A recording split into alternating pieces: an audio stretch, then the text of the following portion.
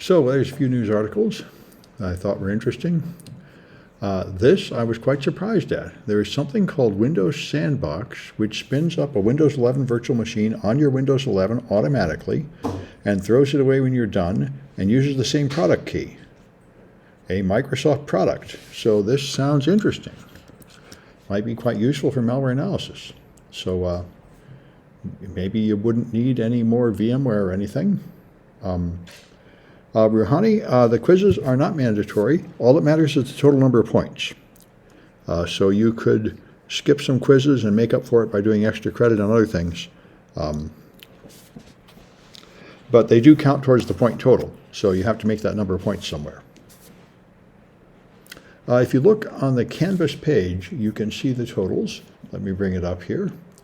This is a frequently asked question. For example, in this class, 126, you'll find an announcement at the top showing you how many points you need to get various grades. And there it is, 675 for an A, 600 for a B, and so on. So all that matters is the total number of points.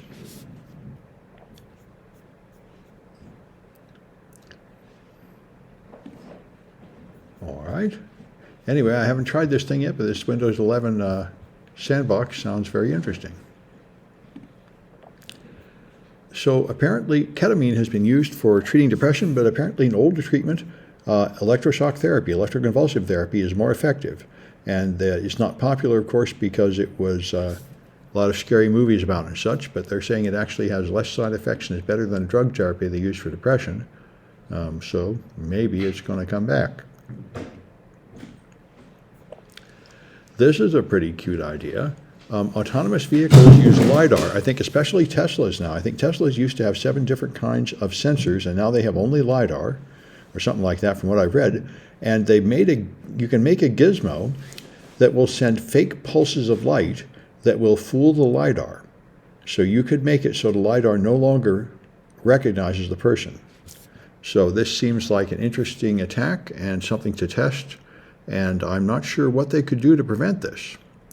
So it does seem like an interesting area of penetration testing.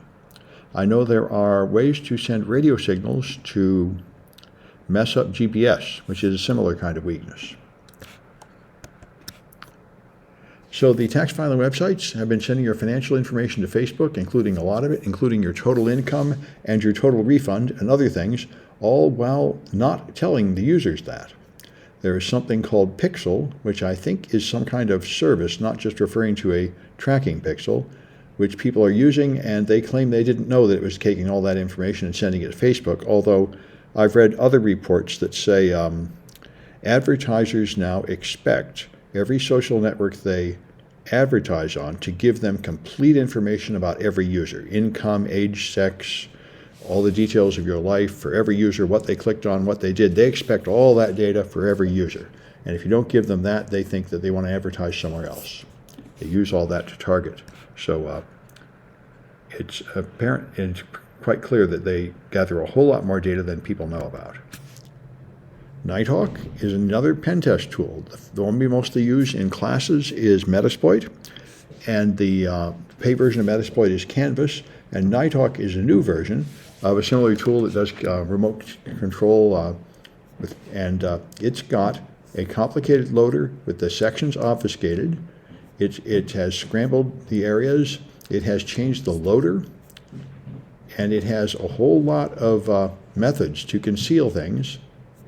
Down here there was a nice list of evasion techniques. Here's the evasion techniques to avoid antivirus, using syscalls instead of the Windows API, indirect syscalls, self-encryption, stomp the PE header to overwrite the DOS header magic value so your file does not appear to be a portable executable file, encrypt the heap, just a whole lot of cool ways to scramble your inject so it's harder to detect.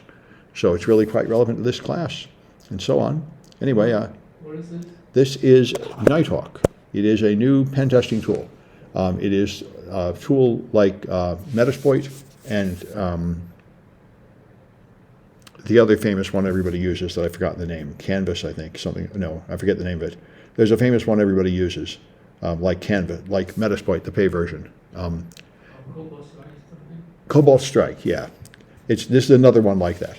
But this one looks far more advanced in how it evades antivirus. I think some of the tricks are used in Mandarin. Are used in what? Mandarin. Mandarin? Mandiant.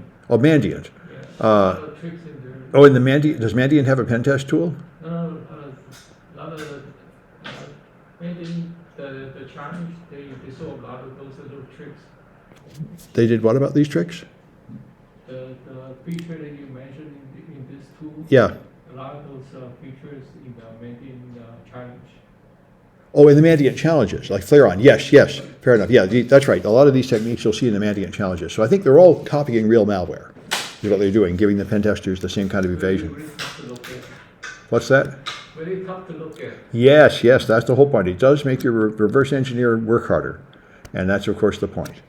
So I moved to Mastodon off of Twitter because the entire information security community appears to have left Twitter. Mandiant had a recent update, Mastodon had a recent update, so you can tell how many people are seeing your posts, and 90% of everybody that follows me is now on Mastodon.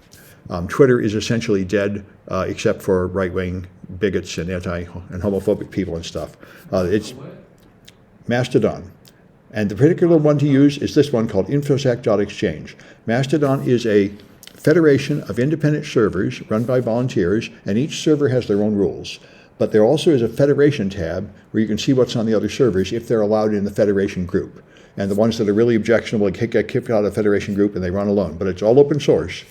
And this is where everybody fled. They fled to this one, infosec.exchange. All the serious information technology, all the serious security people went here.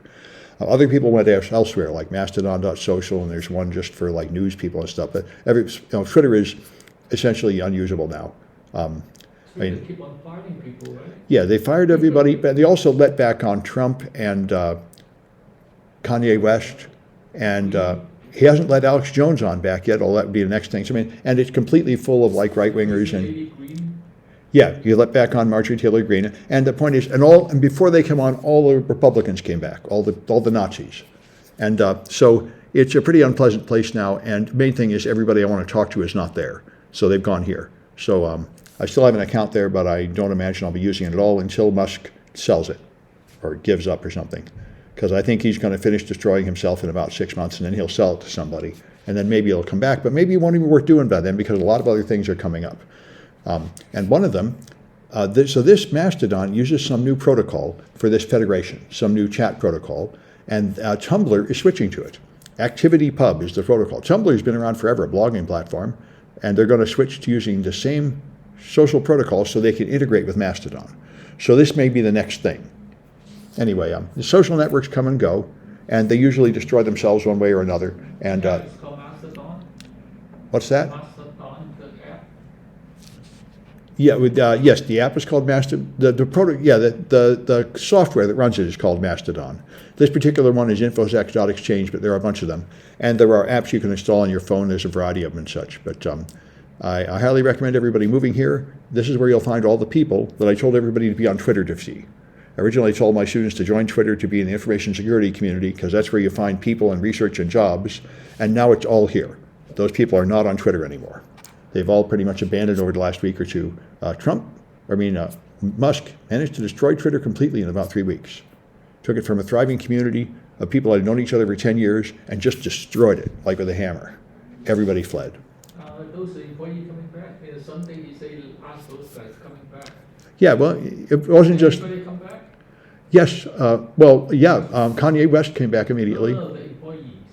No, I don't know if any of the employees came back. I highly doubt it.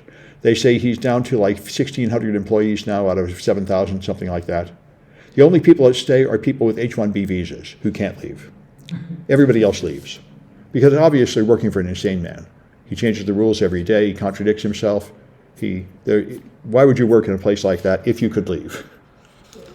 Like wouldn't it mess up the class action lawsuit if people were terminated and then they went back? Well, that's a question. Would it mess up? I don't know what effect it would have on the lawsuit. I don't think it would foul up the lawsuit. But maybe if you could prove they all had the opportunity to come back and turned it down, that would mess up the lawsuit. The lawsuit is for firing without notice. notice. Yeah, the lawsuit is for firing without sufficient notice, and I think it probably has no merit anyway, because you gave him 90 days of termination pay.